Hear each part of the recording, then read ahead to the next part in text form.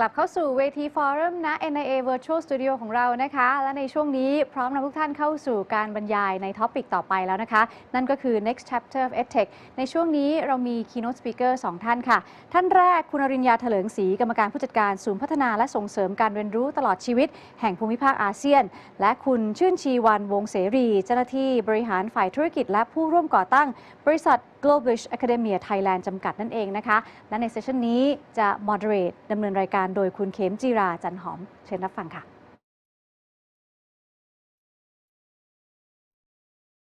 Good morning everyone.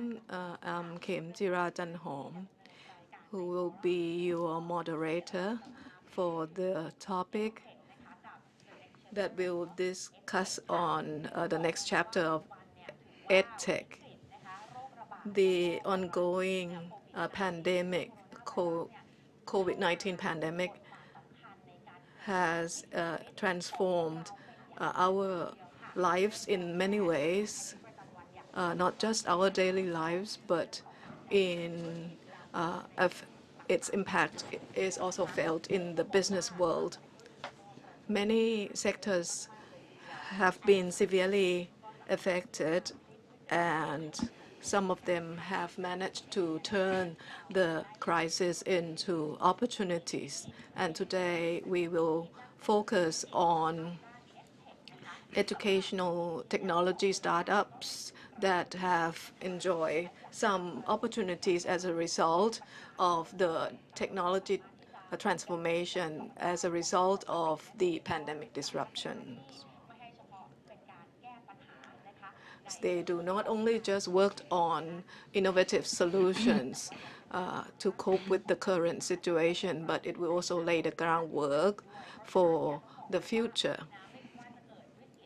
So regardless of any crisis coming our way, Edtech will continue to be a key cornerstone in order to deal with future difficulties. We are very honored to have two keynote speakers with us to discuss the next chapter of Edtech. The first speaker is a very talented woman executive. She has worked in human resources development for many years. She's the Chief Capability Officer and Managing Director of Southeast Asia Center, Kun Arinya Thalengsi or Kun Kwan. And another speaker is a co-founder of a tech educational startup, Global Academia Thailand, Kun Chun Chi Wan Wong Seri or Kun Pui. So good morning to both of you. This morning, we will look at the plan that your organizations have put in place to transform yourselves in the face of the pandemic, as well as looking ahead to the future. So first of all, let's look at the organizational adjustment. Let me start with Kun Kwan and SEAC, which works on upskill and reskilling. In the face of the pandemic difficulties, what are the pros and cons and how you cope with those changes?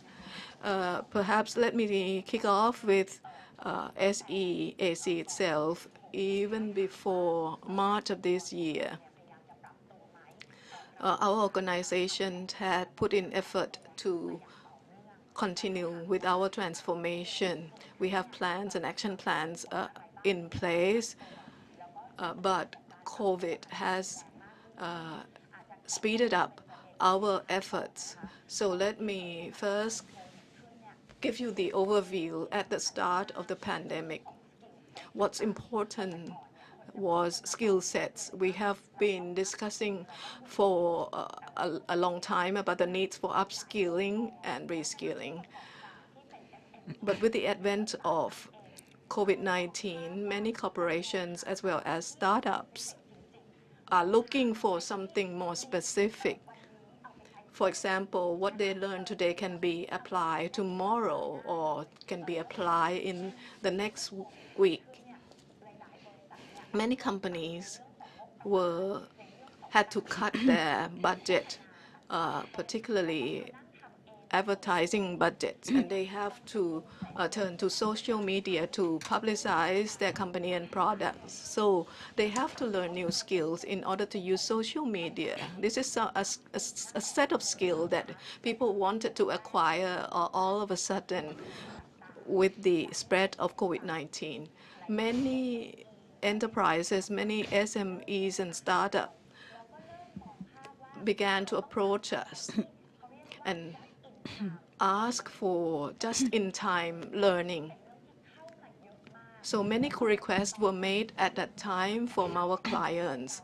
And even though in Thailand we have managed the pandemic quite successfully, but people have already had that idea that they needed the so-called just-in-time learning, something that they can put into use quickly after they learn. Secondly, a significant change has been witnessed in a sense that in the past, people might not be confident with online learning or virtual classrooms.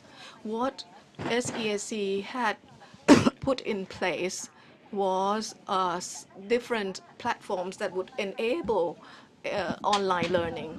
But there weren't many use cases at the time. But with the outbreak of COVID-19, without any face-to-face learning, we were able to draw on the preparation that we made and put it to good use. So any of our clients who would like to use virtual classrooms or online lessons have been made available, and we have to retrain our professors and lecturers and designed each modules, hundreds of them, to be delivered on virtual classroom platforms and enable students to have participation and more engagement, and at the same time allowing students to exchange with others, despite the fact that they are studying from a monitor. So people have to adopt new behaviors when they started to learn online. So this is the second point I like to highlight. It offers opportunities, but at the same time can challenge us in a sense that we have to upgrade the skills of our lecturers and also facilitate the change in the learning behaviors and enhance more engagement, student-teacher engagement. And then we think that what we have designed and put in place are working. We might have thought that what we have in place would be enough to facilitate learning online. But during the pandemic, we have to look at education and technology in a new way. First of all, in terms of education, education may not be fixed to a place or a location. So we have to rethink the term of education. How can it be delivered? What are the services that have to be provided? And on the other hand, technology, how can we enable people to use virtual accounts and to learn online? People started to expect more from technology. So we have to rethink and reframe technology and started to look at education technology in a new light. What have begun in the US and China, and we witness gradual growth in education technology, have gone through exponential growth period. And so as learners and educators, we have relearn and rethink both education and technology. So there are always opportunities in every crisis, as Kun Kwan mentioned. At this time, people seem to be more ready to develop themselves and expand their horizon, and with the time available during the lockdown. Another set of skills that people are interested in is language skills. Based on UNICEF survey, language skill is something that people said that they require the most. Let me turn to Globish Academia. What preparation did you make in order to respond to the pandemic? And you already said that the situation forced you to make adjustment. Despite all the difficulties, you were able to overcome the challenges. How did you do that? Well, we have been working on educational platform for language learning. Our teachers are located around the world, but students will be able to access the learning with our lecturers anywhere in the world, and they can choose the time and the place where they will have their lessons. And during the COVID crisis, we were able to witness over 200% growth month on month. Organizationally, we had to undergo a rapid transformation. We have to make changes almost every 3 days. And during the lockdown period, we have been ranked #1 in terms of language institute. And we might have a couple of competitors for online lessons pre-COVID-19. Now we are seeing hundreds and hundreds of competitors providing online classrooms. So we have to differentiate ourselves from others. They may not use Zoom or other application for providing lessons. And we are now offering Chinese language lessons as well. China is now emerging as the world superpower, and the knowledge of Chinese language will also be a key point that distinguish you yourself from just simply having the English fluency. And during COVID-19, of course, people purchasing power may be reduced, and the cost fees have now been reduced from normally 30 to 50,000 baht per package. And so we readjust our own organization, shift the target market, and offer more class varieties. And pre and post-COVID, when you compare the number of students, what do you see? The rise? Well, as I mentioned, we witnessed 200% increase in terms of student numbers, but the ratios of adults and kids from 32 to 70%. Now you see the reverse. 70% are now adult students, and then 30% students.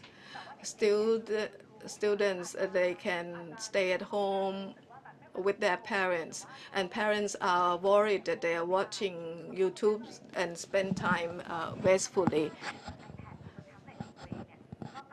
Now they are encouraging students to, or their children to take up lessons online. So we see a number of students taking up courses online with us. So that is the adjustment in terms of the students themselves. And you also talked about innovation and technology that you have adopted. And for SEAC, I understand that you have partnered with government agencies and universities. For example, King Mongkut Institute of Technology, Thonburi campus. In the past, private operators might not be, it might not be easy for private institute to join hand with government agencies. What contributions do you think you might be able to achieve this project? Thank you for the question. If you look at the news, you'll see that many universities may be slow in making changes. When you read news, that might be your perception. But now that we have been working closely with government and private universities, all these institutions are working very hard in order to address existing problems. What I've seen is not like what you read in the papers. When we approach the presidents of these universities or deans of different faculties, they all agree that they wanted to produce high-quality graduates, whether they want to do their own business or they want to join existing organizations or whether they will take over family businesses. I've heard from all the executives, university executives, that they wanted to produce high-quality graduates. And so perhaps it's the system that didn't enable universities to adjust themselves quickly.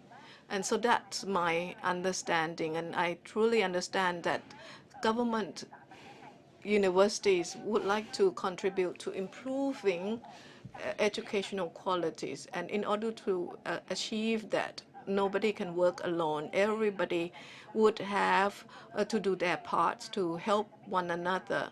And the future, we may not rely on university professors alone to teach languages. Some students may decide to learn from private academies, for example. So that's why we started to work and partner with many universities.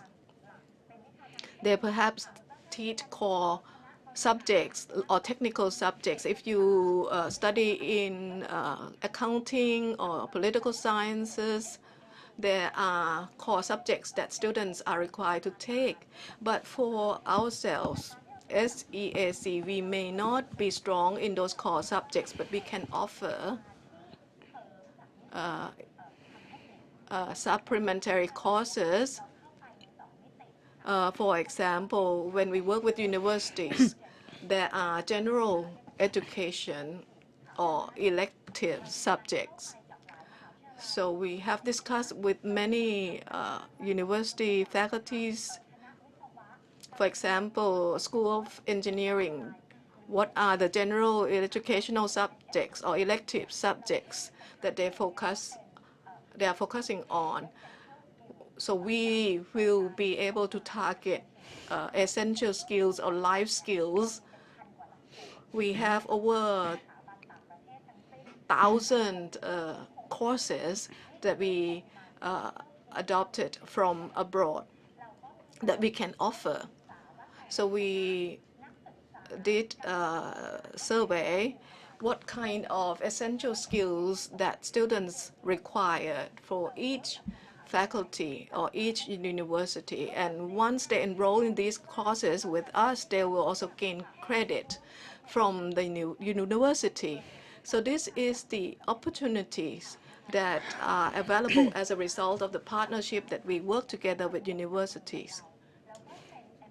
We have signed memorandums of understanding with universities to enable students to take essential skill courses with us, but the core subject matters will still be studied at those respective universities. And as a result of this partnership, we are building an ecosystem whereby public-private partnership is strengthened. So that will bring a lot of benefits, I'm sure, to the educational circle. This really reflects the change of the mindset from the side of university management as well as from the private sector. We can see that there's a consensus being formed on both sides to help enhance education and skills of our young people. You also mentioned that you witnessed substantial growth of students who sign up for courses at your institute, and you also expand your business abroad. Can you tell us a little bit about your expansion overseas? Our vision is to put every local for global opportunity, meaning that we want to enable Thai people to be able to make use of the opportunities regardless of where they are. But that may not be enough during the pandemic. We are now expanding our market to Vietnam. Our focus there is similar to offer English courses for working population, and it perhaps is the right timing. And there was an English school set up by the Vietnamese in Thailand as well, but it was closed during the pandemic. So we were able to secure executive talents from that school. And now we are able to open and launch ourselves in Vietnam, and we also enjoy strong growth there. Any plan for further expansion in other countries? We'll start it in Southeast Asia first, and Indonesia is another potential market.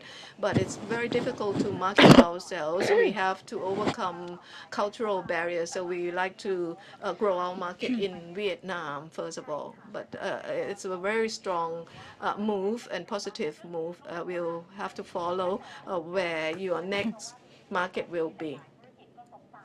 And that is really in contrast with other other industries where we see a slowdown. So the education technology, including offering of new products and services, are really booming and enjoying strong growth. And now, in the final moments of this session, I'd like to ask you about the next chapter of Edtech, which is the topic of our discussion today. What do you think the support from the government and the National Innovation Agency, or NIA, has to be? Because we know that other crises might be waiting to happen, or there might be situations that beyond our control, like climate change or other pandemics might be looming. So from your perspectives, what the next chapter of EdTech is going to look like in your views? Well, if we look at this, I believe that this year is really an exciting period for EdTech, and there will be significant changes in this industry. Before I elaborate, I like to say that I like to focus on the purpose of EdTech. We are aiming to expand access of education to people regardless of where you live, in which province or in which region. And we also have to provide education opportunities at a low cost, at an affordable, or offer it at multiple price points or appropriate price points. So wider access regardless of your economic situation. So it will make the opportunity, educational opportunity, broadened to all groups and at an affordable price. And so EdTech at the moment is we are in a situation where there are higher expectations toward educational technology. Universities started to offer courses through various platforms, and so that there are many changes that are taking place. Now, let's put general changes on one side. For example, learning through various mobile applications or the learning management system or other general learning platforms. What we have seen is people started to think about what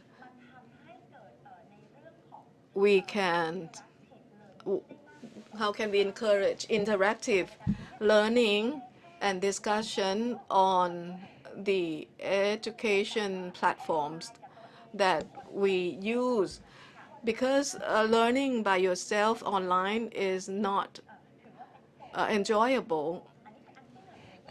And so educational platform will have to be transformed into social platform as well. And as a result, the back office or the back office have to be developed. So it's no longer fun for people to study online by themselves or in a small group of 1 or 2 people.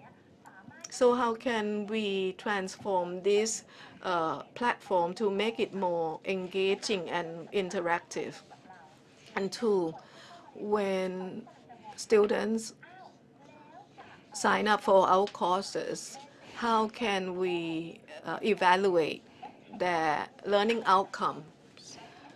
And for what we have done together with our international partners is now we can transform the laboratory onto the platform. You do not have to sit face-to-face to learn. We work together with AIS, the country's major mobile operator, to transfer laboratories or hands-on exercises onto the platform.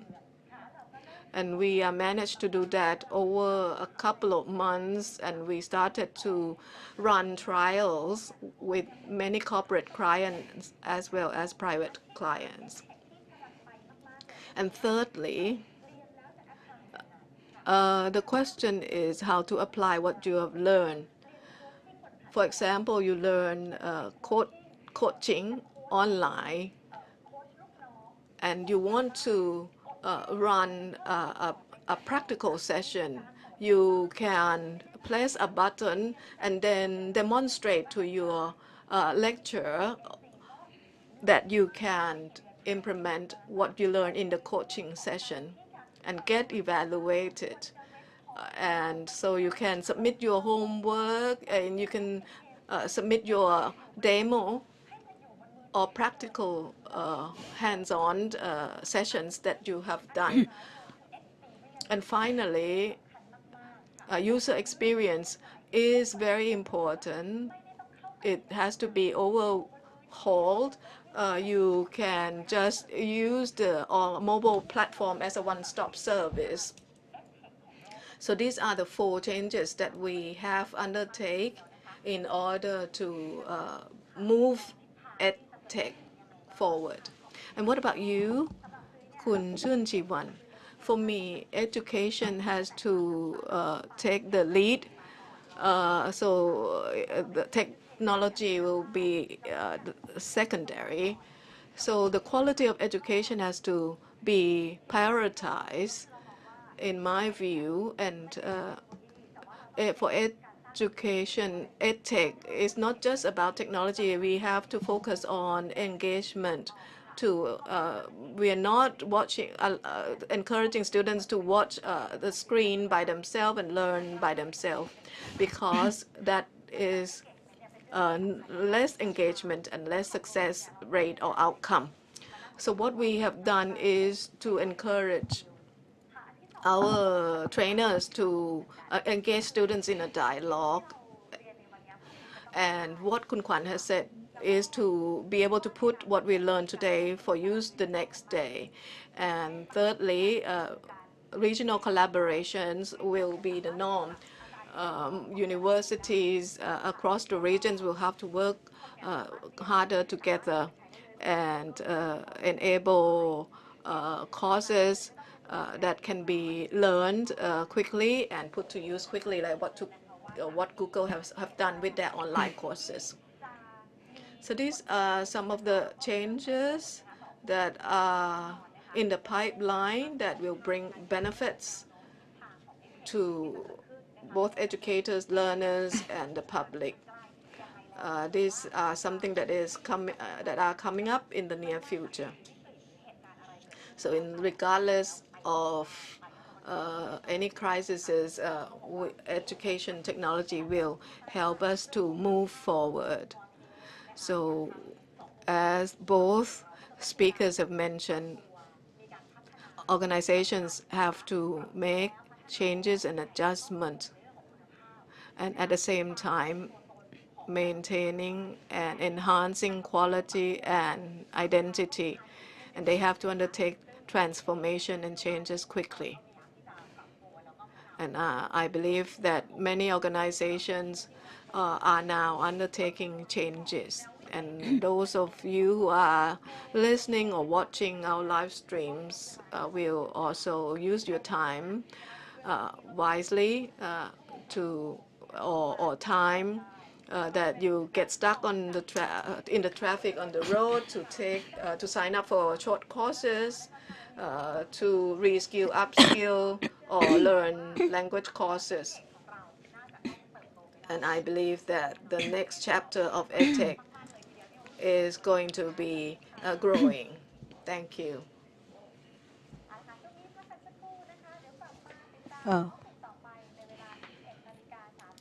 Okay. 15 นาที ท้าไทยหลังวิกฤตโควิด -19 ค่ะครู่เดียวค่ะ